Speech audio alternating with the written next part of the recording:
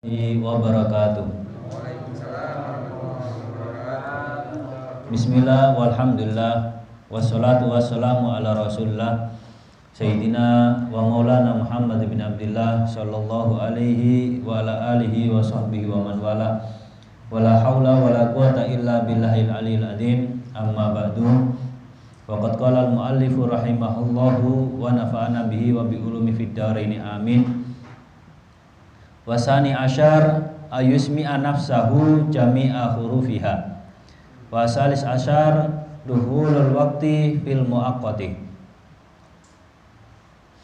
Alhamdulillah, puji syukur kita aturkan kepada Allah Subhanahu wa taala sehingga kita masih diberikan kesehatan dan selalu istiqomah. Mudah-mudahan segala urusan kita dibantu oleh Allah Subhanahu wa taala untuk mencapainya.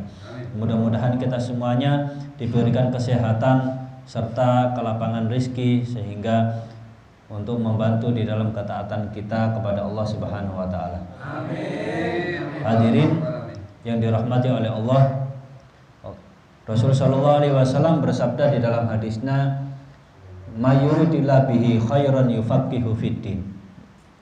Artinya, barang siapa yang Allah kehendaki dia ini menjadi orang baik, maka Allah akan pahamkan kepada dia agama.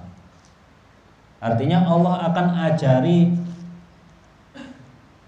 lewat guru-guru pembimbing sehingga dia ini mengerti agama. Ini kalau Allah itu pengen dijadikan Allah itu menjadikan seorang hambanya menjadi orang baik. Karena itu di sini berusahalah dijadikan Allah menjadi orang yang baik. Ini tinggal kita berarti, tinggal kita usahanya gimana. Allah itu ingin menjadikan kita ini menjadi orang baik, ingin Allah itu ingin. Cuman tinggal kita usahanya.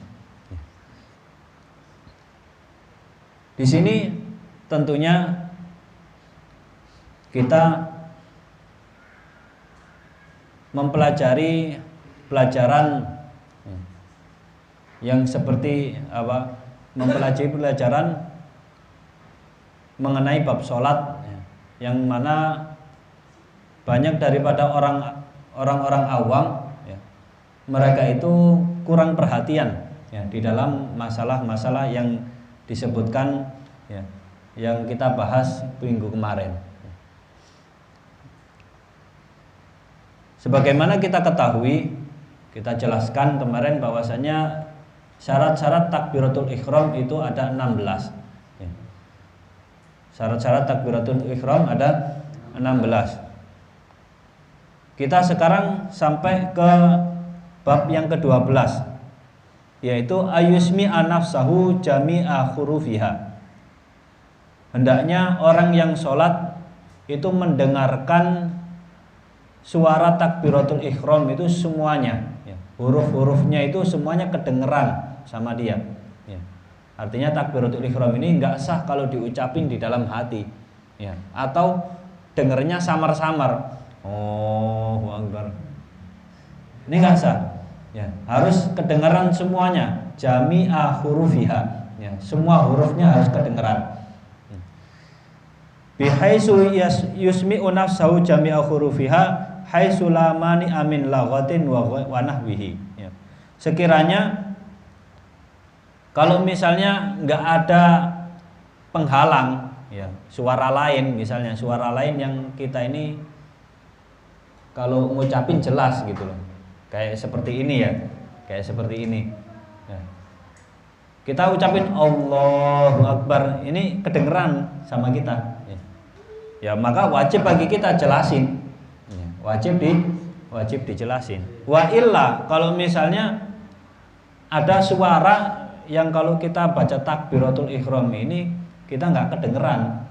Misalnya ada di samping kita ini yang ngidupin TV ataupun ada orang hajatan, otomatis kita baca takbir kan kita kencengin juga teriak-teriak nggak denger kan gitu.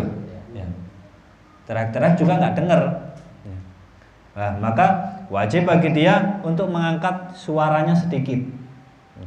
Yang biasanya cuman Allahu Akbar. Nah, ini kedengeran. Maka wajib bagi dia agak kencengin dikit. Allahu Akbar gitu. Kalau dia samain maka takbiratul ihramnya nggak sah. Ya, takbiratul ihramnya nggak sah. Jadi kita ini wajib perhatian sama hurufnya. Yang pertama wajib perhatian sama hurufnya. Yang kedua, nah ini kita harus dengerin. Jangan takbiratul ihram temennya kita dengerin, takbiratul ihramnya kita sendiri nggak kita perhatiin. Nah itu sukanya kita itu seperti itu, merhatiin punyanya orang, punyanya sendiri nggak diperhatiin, ya kan gitu. Perhatiin punyanya sendiri. Allahu Akbarnya sah apa enggak? Saya ulangi sebagaimana pertemuan yang kemarin, kalimat Allah, ya, kalimat Allah itu lidah kita nempel di gusi bagian atas yang belakang, ya. Tapi agak kita tekan Allah gitu, agak kita tekan, ya. Allah, ya. Kalau digambar itu seperti ini. Jadi seperti apa? Ini misalnya gigi kita bagian atas, ya. Ini lidah, ya. Ini lidah kita. Ujung bagian atas seperti sebelah sini, ya. Ujung bagian atas sebelah sini. Ini nempel di gusinya, ya. Nempel di gusinya. Pas lam itu agak ditekan Allah. Nah, pas loh itu dilepas, ya. Ya itu pasti pas, ya. Pasti pas itu kayak gitu, ya. Jangan beber ketemu beber, akhirnya Allah, gitu. Ini nggak sah, ya. Hal yang seperti ini nggak sah. Jadi Allah itu kalimatnya terdapat di lidah sama gusi bagian atas, ya. Lidah atas sama gusi atas. Nah, ini bisa dicoba, ya. Ini bisa dicoba. Nah ini semuanya harus jelas. Allahu Akbar, ya, Akbar. Allahu Akbar. Mau dipanjangin Allahnya juga nggak apa-apa, ya. Allahu Akbar, Akbar gitu. Jelasin, ya. Semuanya harus jelas, ya. Semuanya harus jelas. Tapi alifnya jangan dipanjangin, ya. Allah, ini nggak boleh, ya. Hal yang seperti ini nggak boleh. Dan juga baknya nggak boleh ditasdid, ya.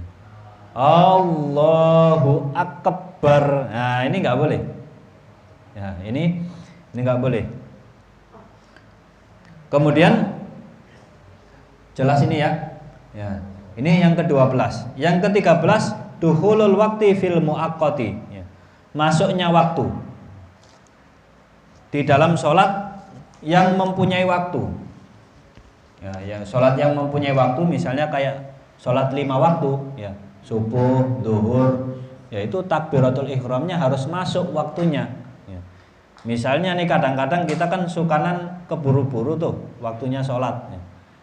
Mau pepergian jauh, misalnya ke Jakarta, ya, pengennya sih subuhnya di rumah,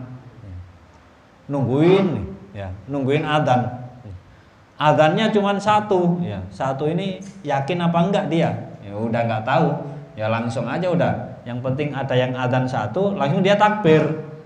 Nah, ini hendaknya dia pertanyain, ya. Ini orangnya ini kan kadang-kadang setiap musola, setiap masjid itu beda-beda. Ya, dia harus yakin dulu. Ya, dia harus yakin, nggak boleh langsung takbir. Ya mentang-mentang, wah biar kekejar sholat dah, biar saya nggak ketanggungan. Ya udah takbir aja. Ya enggak lah. Ya ini harusnya yang seperti ini nggak boleh. Ya, harus dia yakin dulu. Ya, yakin masuknya waktu apa belum? Kalau udah yakin baru dia baru boleh takbir. Ya. Kemudian yang ke-14 adalah iqa'uha halal istiqbal. Hendaknya ketika takbiratul ihram itu dia dalam keadaan menghadap kiblat. Ya. Menghadap kiblat itu dengan dadanya, ya. Nggak boleh miring gini, nggak boleh. Ya. Kalau miring gini udah batal. Ya. Kalau miring udah batal. Nah ini biasanya terjadi kalau kita naik kapal. Ya. Kalau kita naik kapal itu kita harus perhatian kiblatnya dulu. Ya, kiblatnya mana, nggak asal takbir. Sholat di kendaraan juga seperti itu. Kita perhatiin dulu. Takbiratul ihramnya itu harus ngadep kiblatnya dulu. Ya. Walaupun memang ada sebagian sholat itu kita nggak wajib ngadep kiblat. Ya. Ada sebagian sholat kita nggak wajib ngadep kiblat. Contohnya apa? Contohnya sholat sunnah di perjalanan. Ya. Sholat sunnah di perjalanan. Karena imannya kuat nih misalnya, mungkin kayak kita ini mungkin belum kuat kali ya. Belum. Ini jujur saya sendiri juga sama. Ya. Ini ketika dalam kendaraan dia ini ingin sholat, ya. Dia ini ingin sholat. Nah, yang pertama diperhatikan adalah mana kiblatnya dulu. Mana kiblatnya dulu, baru takbir. Walaupun dia dalam keadaan duduk, ya. Allahu Akbar udah takbir, udah. Habis takbiratul ihram, kiblatnya terserah mau dia mau kemana, boleh. Ya. Naik motor nih misalnya, naik motor berdua, ya, mau ke Jakarta, ya keren kan ya kalau sholat sambil naik motor. Keren dan nggak ada. Ya dicoba aja. Ya. Tapi sah. Ya, tapi sah. Ya.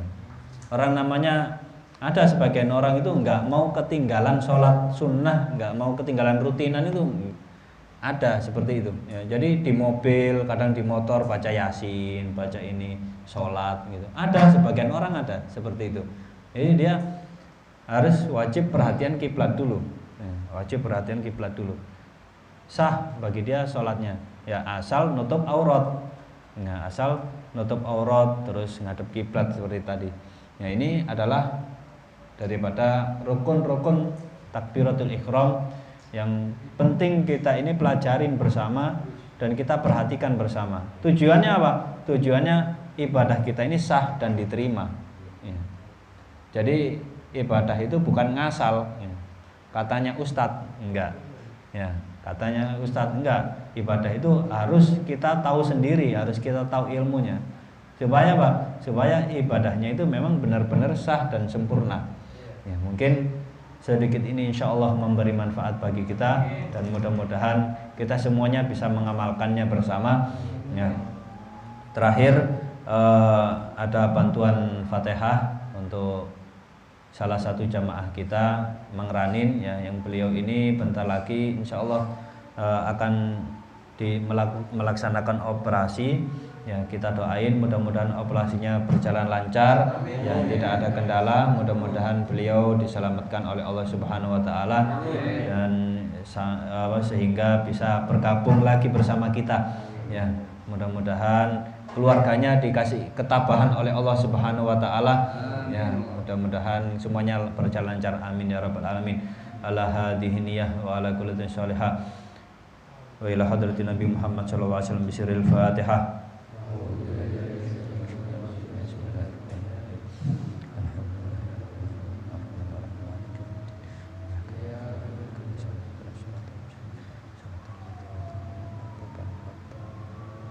Sekian, terima kasih. Wassalamualaikum warahmatullahi wabarakatuh.